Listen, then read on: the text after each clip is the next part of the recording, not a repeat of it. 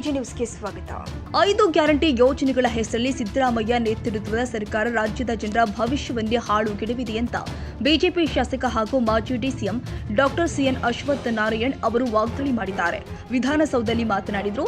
CM Siddaramaiah ಅವರದು ಲೂಟಿ guarantee ಸರ್ಕಾರ ಅಂತ ಲೇವಡಿ ಮಾಡಿದ್ರು. ಬಹಳ ಮುಖ್ಯವಾಗಿ ಗ್ಯಾರಂಟಿಗಳಿಗಿಂತನೂ ಲೂಟಿಯ ಗ್ಯಾರಂಟಿಯಿಂದ ಲೂಟಿ ಗ್ಯಾರಂಟಿ,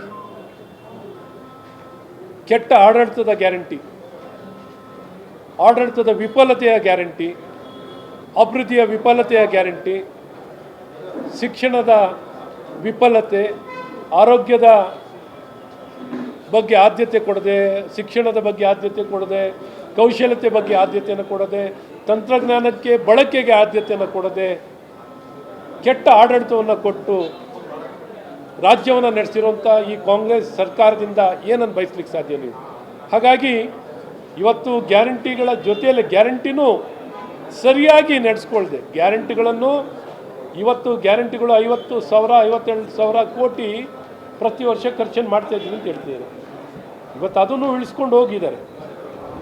ಆದರೆ ಇದಕ್ಕಿಂತ ಜಾಸ್ತಿ ಟ್ಯಾಕ್ಸನ್ನು ಕಲೆಕ್ಟ್ ಮಾಡಿದ್ದಾರೆ. ಈ ಅಧಿಕಾರಕ್ಕೆ ಬಂದ ನಂತರ ಗ್ಯಾರಂಟಿಗೆ ಬೇಕಾಗಿದ್ದ ದುಡ್ಡಿಗಿಂತನೂ ಹೆಚ್ಚಿನ ಟ್ಯಾಕ್ಸ್ಗಳನ್ನು ಹೊರೆನ ಜನರ ಮೇಲೆ ಹಾಕಿದ್ದಾರೆ.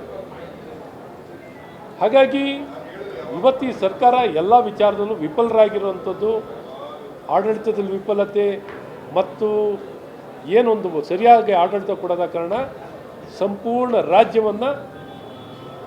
ರಾಜ್ಯದ ಜನತೆಯ ಭವಿಷ್ಯವನ್ನು ನಿರ್ನಾಮ ಮಾಡಿ ಹಾಳುಗೆಡಿಸಿರುವಂಥದ್ದು ಈ ಕಾಂಗ್ರೆಸ್ ಸರ್ಕಾರ ಅಂತ ಭಾಳ ಸ್ಪಷ್ಟವಾಗಿ ಹೇಳಕ್ಕೆ ಇಷ್ಟಪಡ್ತೀನಿ.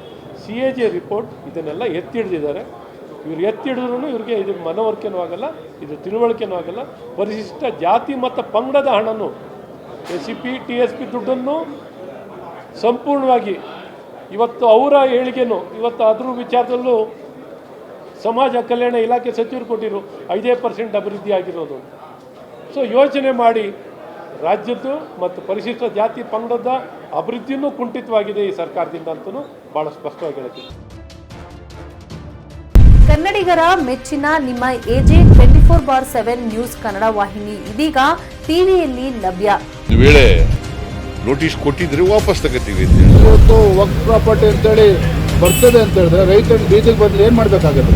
ಯಾರು ವೋಟ್ ಹಾಕಿಲ್ಲ ಅಂದ್ರೆ ಗ್ಯಾರಂಟಿನೆಲ್ಲ ಸ್ಟಾಪ್ ಮಾಡ್ಬಿಡ್ತೀವಿ.